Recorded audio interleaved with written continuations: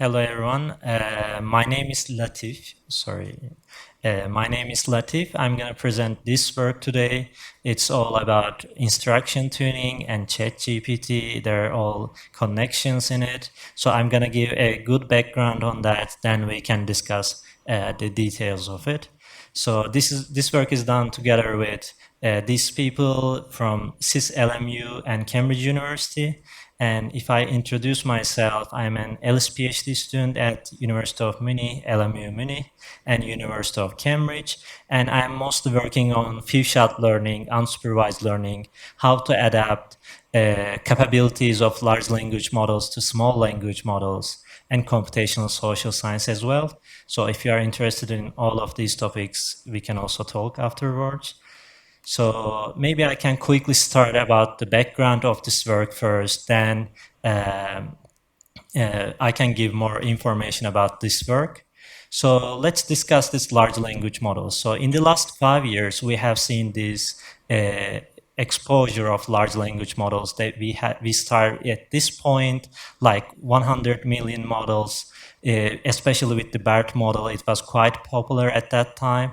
Then we got GPT-2 models, T5 models, and it went like this, and we have seen increase in the modeled parameters, model size. But it's not just that models are getting larger, but we also seen that the capabilities of these models are getting bigger and better.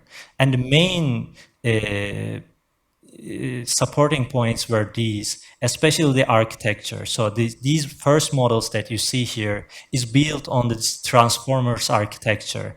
And these transformers architectures, I'm not going to give a lot of details, but it's basically parallelizable models. So when you use GPUs or TPUs, you can scale it very well, and you can improve the model size, and you can see new capabilities. Of course, there are also other factors like data. We have lots of data on web now, and we have lots of cumulative advances. But right now, we are at this point in the last 5 years. Now we have seen lots of capabilities, generalization capabilities in these large language models. So, but what is the next step? So these large language models work like this. So we are giving lots of documents from web. Then we ask these language models to predict the next word or predict the masked word in between. And these models tend to continue the text. So it doesn't understand our instructions. It doesn't understand our comments. So earlier large language models were acting like this. So when you ask GPT-2X large model, which is also very big, it when you ask something like explain string theory to a 6-year-old, it just continues this text. It doesn't understand our instruction. It doesn't follow our command, and it just types it. It just tries to find follow-up text. But recently, there's this term instruction tuning. And then by this instruction tuning, which is additional fine-tuning step over large language models, the models started to understand us better. The models understood that we are asking something and they're expected to answer to our command. So when you ask to ChatGPT or other instruction-tuned models, it can understand that it should explain this. So it shouldn't find some text that follows this text. It should understand this command and it should write something. So basically, it's what it is. So instruction tuning, this ChatGPT hype or other GPT-4 type of models are all using this instruction tuning step, and they get these functionalities and generalization capabilities. But the main issue is data. How do we get this type of data? So I mentioned that this is an additional fine-tuning step. This is an additional training step on top of these large language models. So we need some sort of data for that. And this is our work is about. So, sorry. Yes. So let's start with some background. So what type of data do we have, and what are the potential issues with those? So we see that this human annotated data, and it's coming from OpenAI. So this paper is coming from OpenAI last year. And what do? They just collect human annotated data. The example like I showed you explains string theory, 6-year-old, and then there's an output, there's an answer. But in order to do that, they first want to find examples for that. So what type of questions, what type of instructions our users want. So they use their company to figure out the use cases. Then for each use case, they ask annotators, they ask mechanical turkers to come up with some instruction and some answer to that. Sometimes it's not natural, they write some prompt like this and they try to come up with 5 ideas for this, for example. So it might not be very smooth. So they just try to populate data like this in the manual step. So of course, this is high quality, but it has some issues with naturalness as well. But it's also very expensive to gather data like this. Of course, if you are a company like OpenAI or Google, you can easily gather data like this, but it requires use case analysis. It might have some natural language issues in it, but it's also very expensive. In order to catch up with this, what the other people did, what the other researchers did, is they used these academic NLP tasks. I'm not sure if you're familiar with that, but many in the last 30, 40 years, there are lots of NLP tasks. Some of them are not, meaningful. Some of them are not natural. Some can be something like this. If you can answer to this question, combine these 2 packs, write an answer to this question. But it can be also something like this, whether this talk contains small talk or not. Probably nobody asks these types of questions to ChatGPT. So we know that there's a human alignment issue. So these people just collect hundreds of thousands of NLP tasks, NLP data sets, and they reformulate it like this. So they write instruction for each data set, then they just gather millions of examples like this.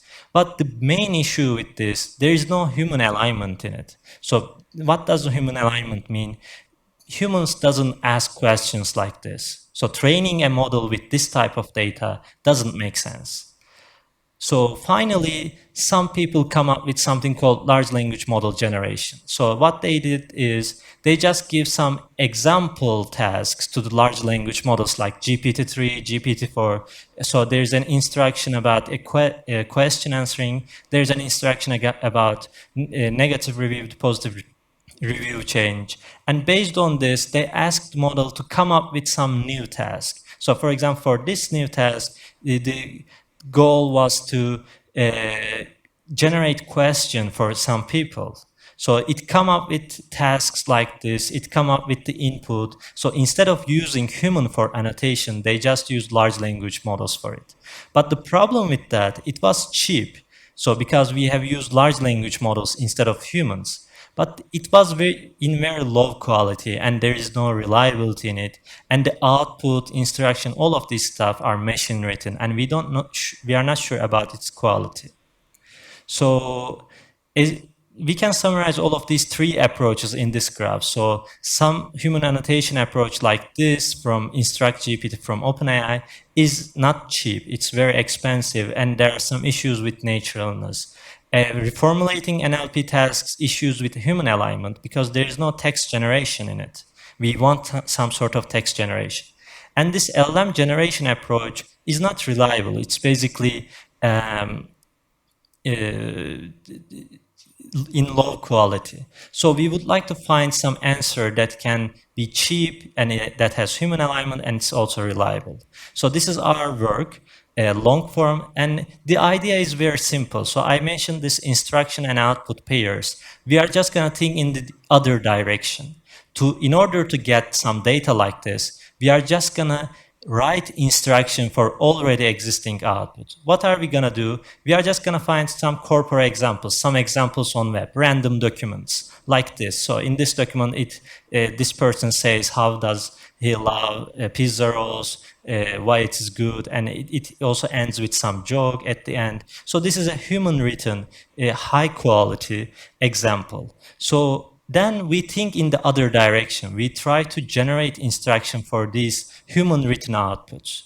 Then we ask large language models to just generate an instruction for this output. And as you can see, it can generate an instruction like us. So if we ask large language model something like this, it can answer like this. But we are thinking in the other direction. So we first generate these instructions. So instead of using these types of approaches, we just think in the other direction, use corpus examples, already existing examples, then generate instructions. So this is a very basic idea. So there are lots of details about it, but the core idea is very simple. Just use existing corpora examples to generate instructions. So of course we use some sort of tricks, like in C4 is web corpora from Google. So they just take the dump of web and they provided it by cleaning it. Then we use some tricks like getting embeddings of these documents, finding useful and diverse examples. We find useful examples like this. For example, this example is a news article about Donald Trump and his health secretary and its ties with drug companies or so.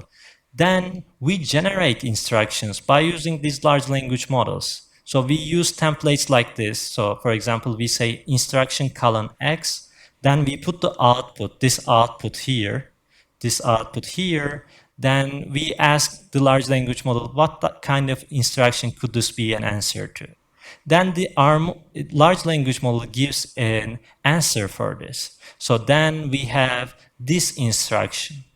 So we generated an instruction from this output by using large language models. And as you can see, this instruction is very well written, so and it's very relevant to this task. And we also tested this, it has very high reliability. So we know that it's cheap because we are using already existing web data and large language models. It's in high quality because we also have very high reliability scores, and these outputs are written by human. And it also has human alignment because these data is on web. So some people requested some data like this, and other people have written some data like this, and then we use this. So we don't need to do some use case analysis. We just gathered some corporate examples, generated instruction, and we created a data like this. So, but this is just one part of our work. So we also try to populate our data more. So we know that already some of these web contents are structured, like WikiHow or Stack Exchange. You all use Stack Exchange, and you see some question and body, and there's an answer for this detailed question. So these questions are actually kind of instructions. So we just collect all of them, some of them, and we also use WikiHow data like this. We know that there is a question about this reduced sugar in baking recipes, and then we have this introduction and steps. We just use some templates to put this question here, like list 5 steps to reduce sugar in baking recipes, and we have lots of steps in it, and we just collect this data. So it's just data tricks to gather examples like this. And finally, we also use some NLP tasks. But as I mentioned in the beginning, there are lots of NLP tasks that are not human aligned, like sentiment analysis tasks. For example, they just ask whether a sentence is positive or negative. But probably none of us use these types of tasks in ChatGPT. We don't ask the ChatGPT whether one sentence is positive or not. We just want it to generate some useful tags. So we get this big compilation of NLP tasks. So this contains 2,000 tasks. We just manually investigate them and see whether they have useful and long text generation tasks or not. And we gather like 10 tasks out of 2,000 tasks. So instead of just piling lots of data in our data, we just create high quality data. So this data contains helpful answer generation, story question answering, story generation, grammar error correction, or email writing that probably many of us use ChatGPT for. So at the end, we have a data like this. As you can see, the number of examples are low, like 28,000, but it's very expensive to gather data like this by human annotation. And we can easily increase it. We just wanted to do some experiments with it. And you are gonna see that it really works. Instead of using millions of examples, we can just high quality data, high quality models with that. Because as you can see, our data contains different types of data, like structured corporate data, and these NLP tasks, but useful NLP tasks. And I just wanted to put some examples here from corporate examples. As you can see, this is our clusters for instruction for some of these documents.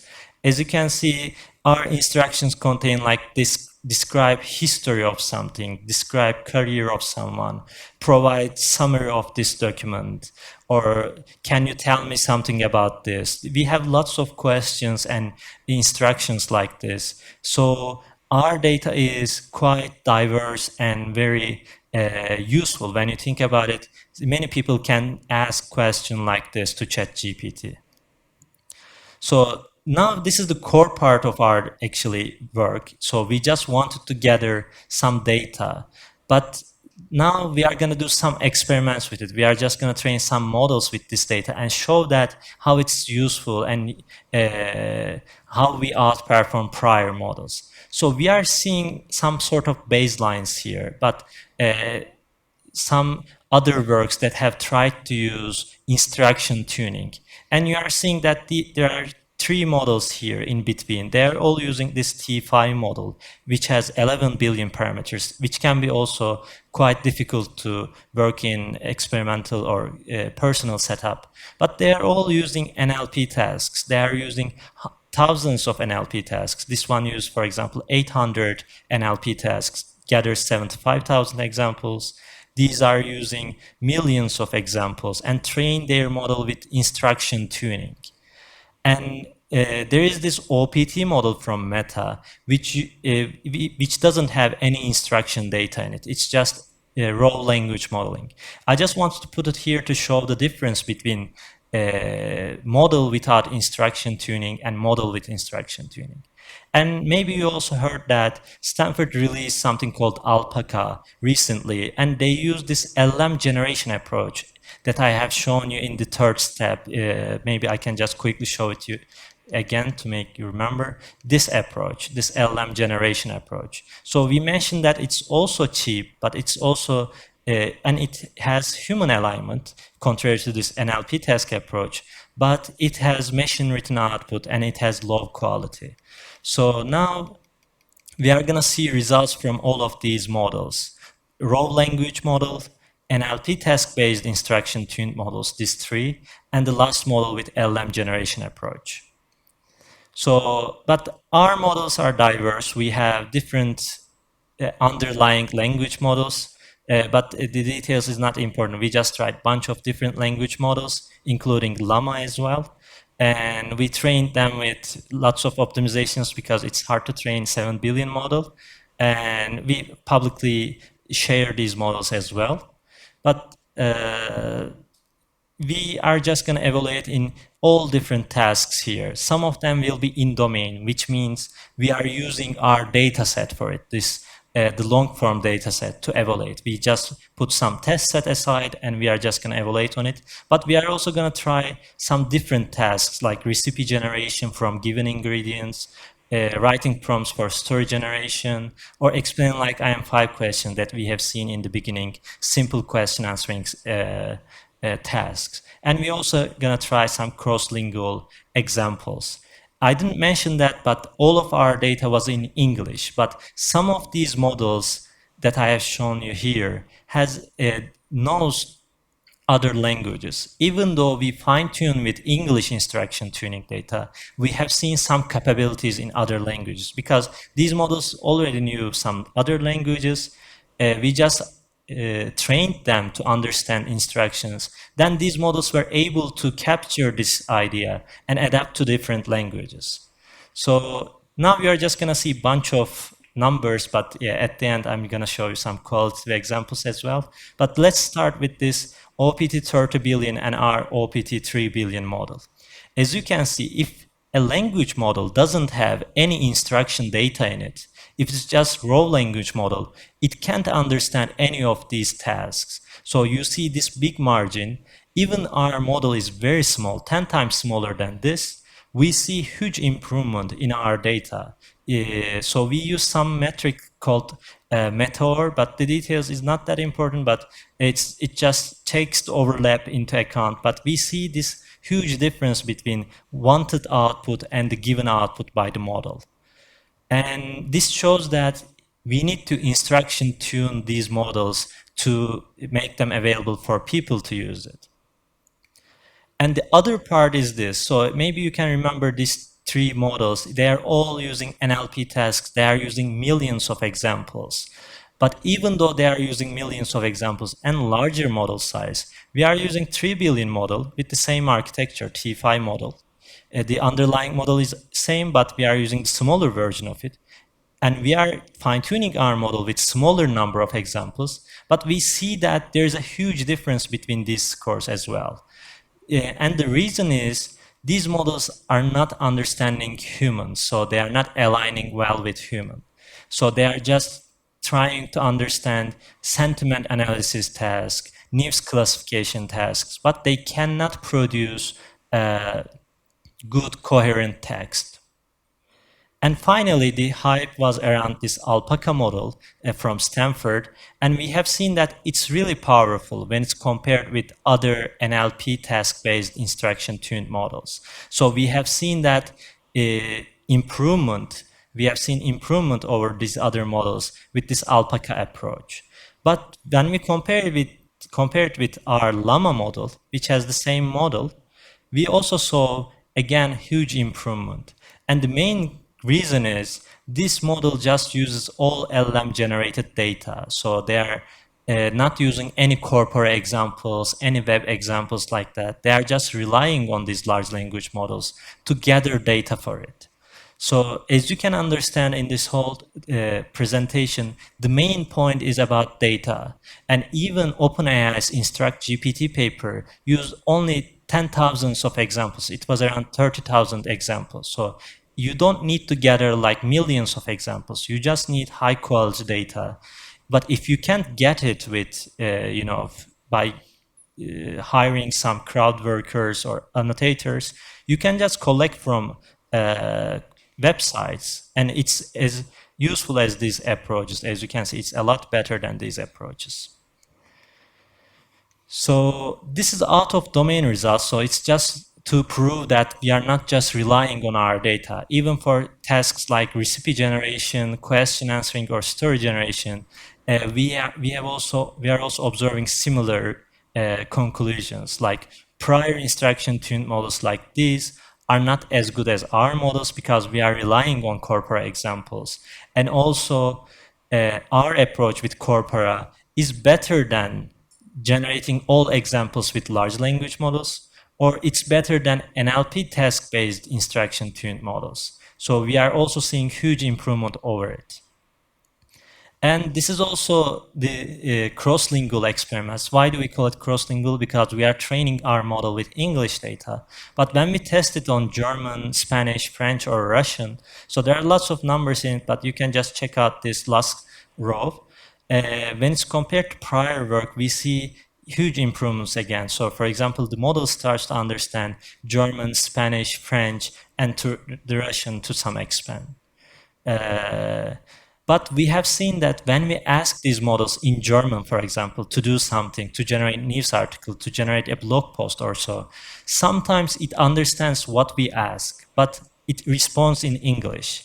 But if you try it with different parameters, you see that sometimes it generates German, sometimes it generates Spanish, but this work shows that if you use German web corpora instead of English web corpora, you can also get a lot better results with German. And it's very easy to get this type of data. So now we are just going to check some quality results. So it's a bit small, but I just want to show it to you.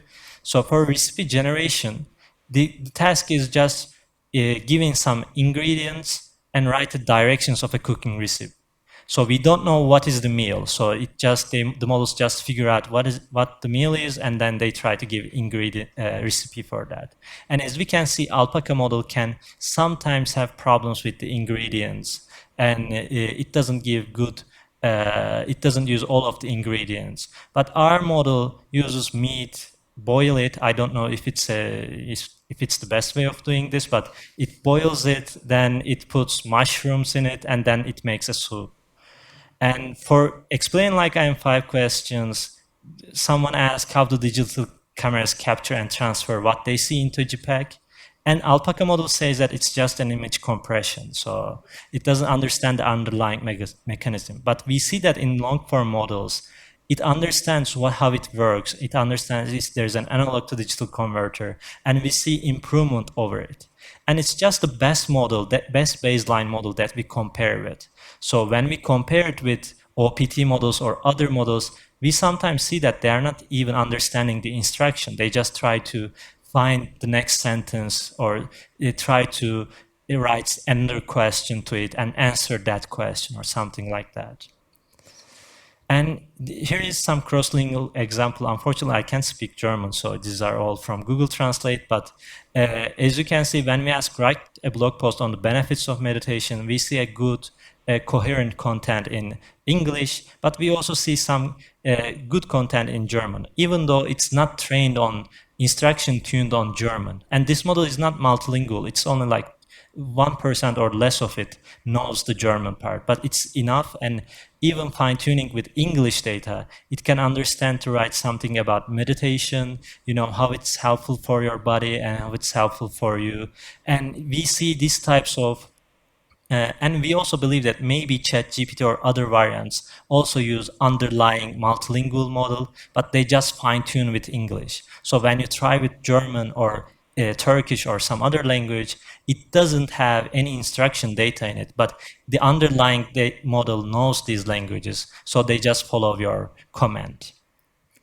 So we also ask some hypothetical dialogue generation from friends about natural language processing, and as you can see, it just come up with Ross and Joy. It knows Joy is a goofy one, and it makes some jokes about it, and then it also understands the episode names in this friends, and it says the one with. It always starts with the one with, so it understands this concept as well, and we don't have any data like this. So the model has good adaptation capability. Even though we don't have any data like this, it can understand very well, and it can adapt to these different tasks.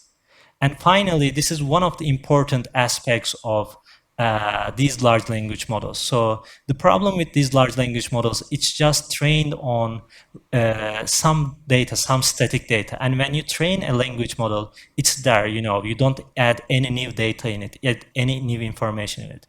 And in Turkey on 6 February 2023, there was a very big earthquake, and the model doesn't know it, and the instruction data also doesn't know about it. But what do? We put some document about it, Wikipedia article about it, and we ask a question: what are the potential impacts of the recent earthquake in Turkey on the country? If we don't provide this document, the model doesn't understand which earthquake we are talking about. But when we put this document, then the model understands, okay, we are talking about some earthquake that happened on 6 February. Then it tries to answer this question very well. So it says that, okay, it was one of the biggest since 1939, and the loss is very big. It's not good with numbers. So even though the numbers are here, it doesn't copy it well, but it understands the main concept, and it understands the document well, and it can answer our question. And basically, actually, this is how Google Bard works. So they just put lots of document in, they just prepend lots of documents to the language model, and they put your query after these documents. Then the model doesn't need to get updated anymore. The model can be fixed, but we can put information to the model by just prepending relevant documents in it. So I'll just finish up, and maybe I can take questions after that. So to make a conclusion, we just discussed the importance of the data in this instruction-tuned models. So the data quality is very important, and we have also observed that in OpenAI, the quality of data is very important, not the size of the data. They are also working in 10,000 scales, not millions of example scale.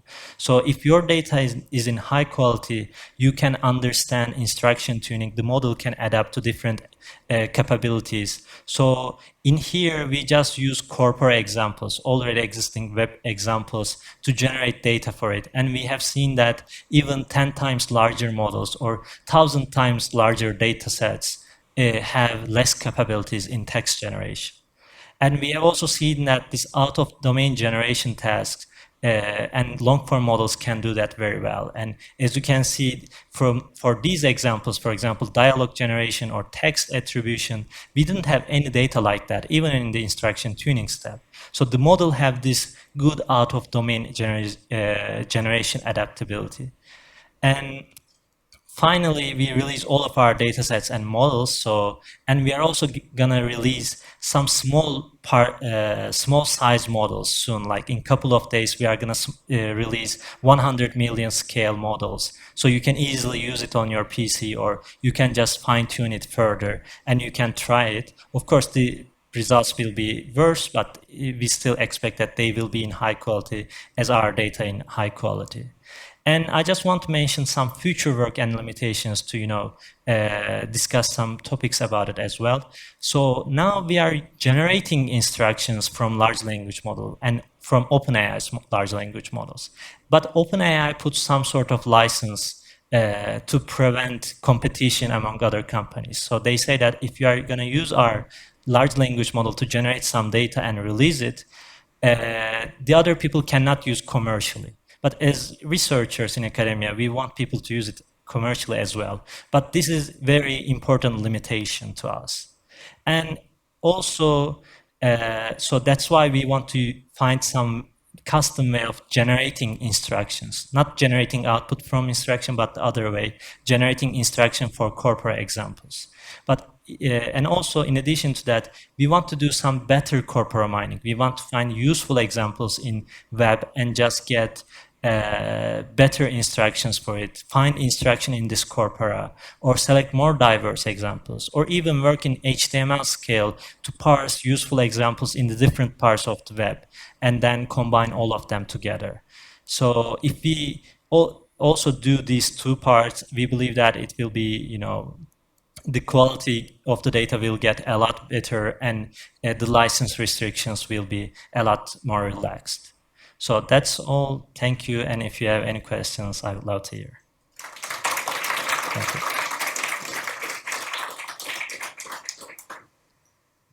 Yeah. Yeah. So first of all, very interesting thought. Thank you. You talked a lot about this importance of the data quality. So on one hand, if you get some actual humans to write it for you, it's obviously high quality, but it's very expensive. On the other hand, the way Alpaca is doing it, if you just generate everything, it's very cheap, but then the quality is much worse, and then yours is kind of like in between, just generating the instructions. My question would be, so what's the quality, what would you say is the quality of the instruction data that's generated compared to, for example, if you had actual humans annotate just the instructions? And like, is the, because obviously the biggest part of your data set is probably the output, which is from a corpus that's high quality, but then the instructions in this sense could be considered low quality, right? Because they're generated. So what's the, do you have like any quantitative measures of how much worse they are compared to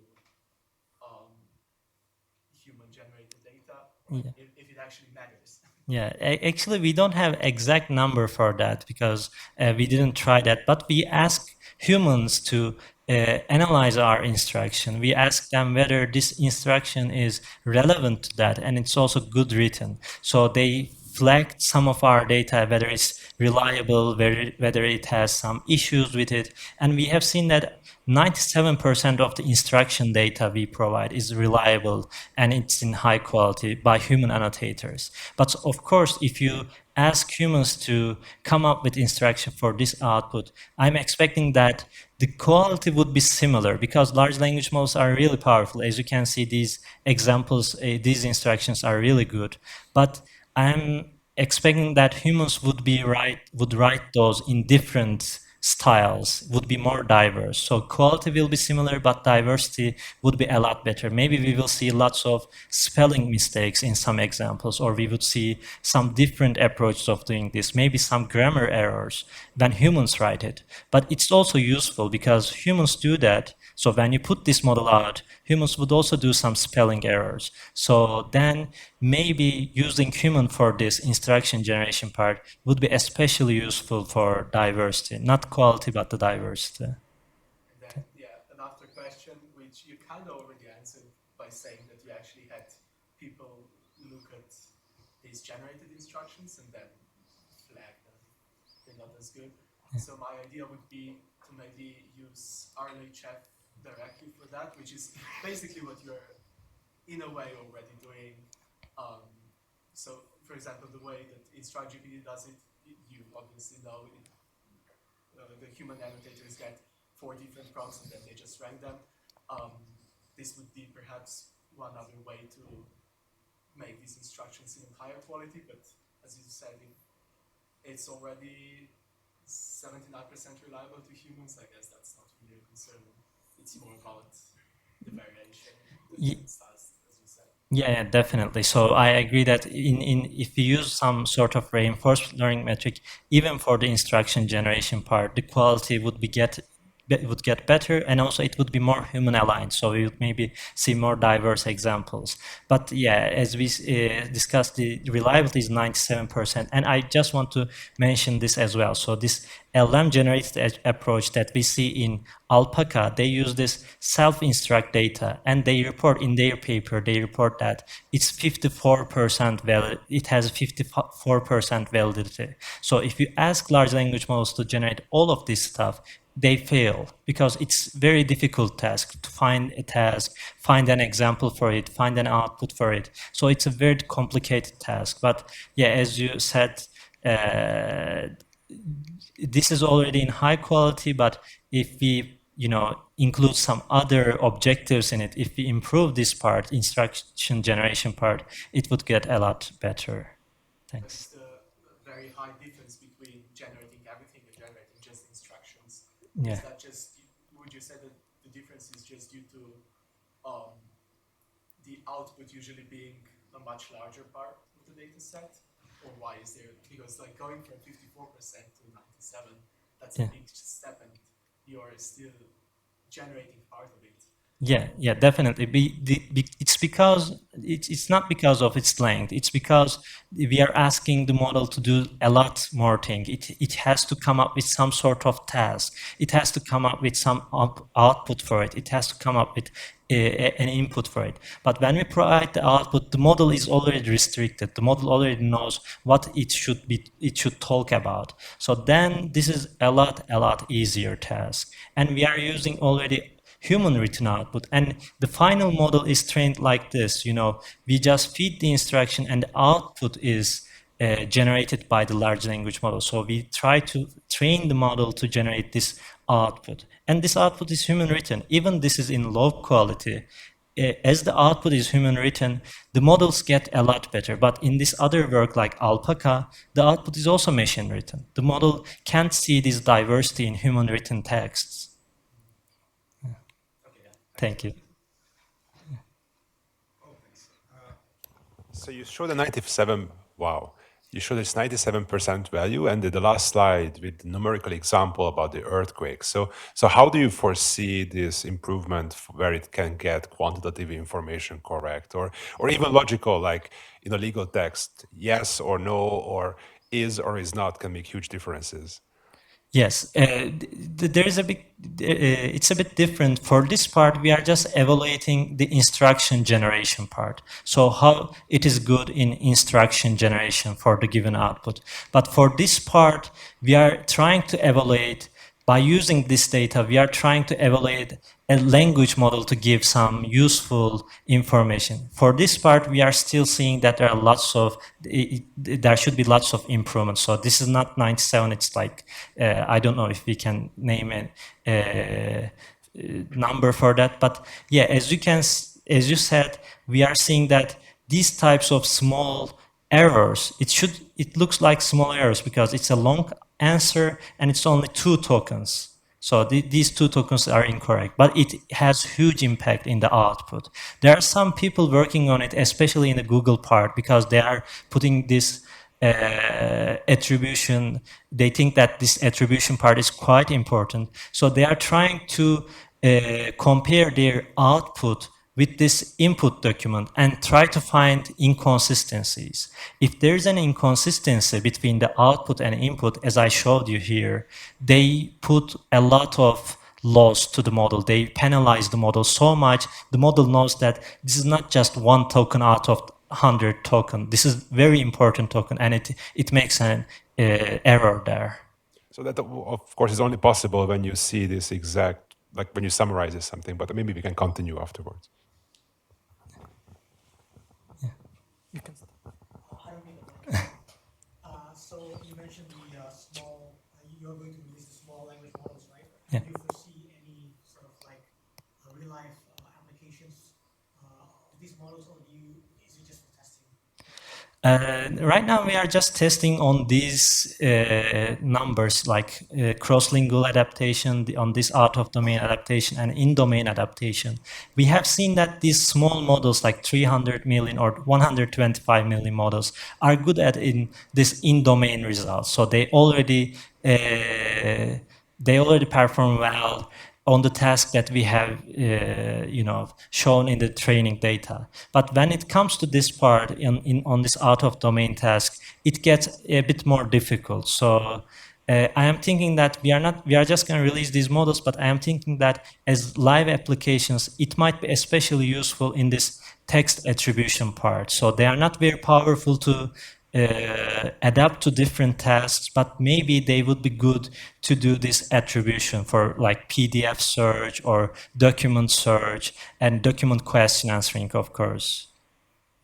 I don't know if it answers your question, but we still have some experiments to do. But yeah, maybe if we see good results, there will be also live applications on top of that. And people were requesting some sort of smaller models because this size is very difficult to work with. Even the smallest model in here has 2.7 billion parameters, and it's not easy to do inference on it. So it might take, even on a GPU, like a normal GPU, it takes minutes to generate just one single document. So we need some smaller models to do that.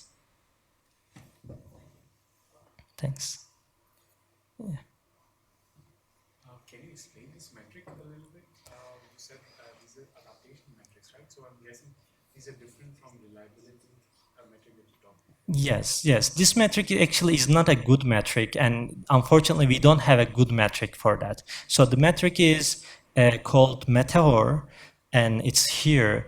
But the thing is, it just finds the overlap between ground truth and the predicted output. So, for example, we have the ground truth for this digital camera's question. We know the exact answer for it.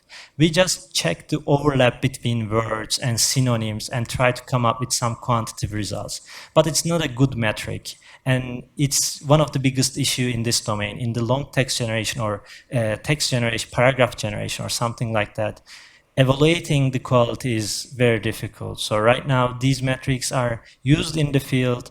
If there's a huge difference like these, it shows something. It shows that, okay, some of these models do not perform well and some of these models perform well. But if we can say that, okay, this model is a lot better than this because this difference doesn't make sense. It's not that important. But then is the ground truth generated from some other element? How do you get this? No, the ground truth is just a data. So for this part, for example, it's just for C4, like, let me show it to you. Also the actual C4 data. Yes, or Wikipedia article. Like this one is ground truth. Then we ask models to generate something like this for the test set, of course. And then the model generates something, and then we compare it with the ground truth. Thanks.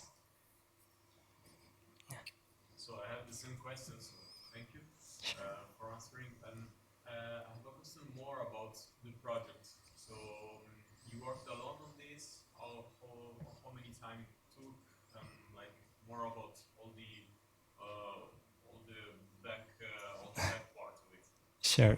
So it was mostly me. So I had 3 supervisor, advisor, and in the beginning I have shown 2 of them are my advisors, Anna and Hinrik, and they just work on the general part. And Timo has some good background on it. He was working on meta AI and he was working on these topics. And we have seen the issue in this field. You know, I have summarized it here. We have seen that these 3 types of approach have all of these issues, and we have to come up with something good. We thought about these corporate examples, but it took quite short compared to other works, because there were scooping going around. There were some other people working on it, so it took like 2.5 months to come up with this project and finishing it and writing the paper. And in the meantime, actually, Stanford people just come up with a similar idea. They just used LM-generated approach, but come up with a similar idea. But instead of writing a paper, because it takes too much time, they just published a blog post, and they just, we had to compare it with their work instead of the other way, Thank you. Okay, so maybe. Pizza is already here. Thank you, everyone. Enjoy and see you in the next one, hopefully. Thank you for listening.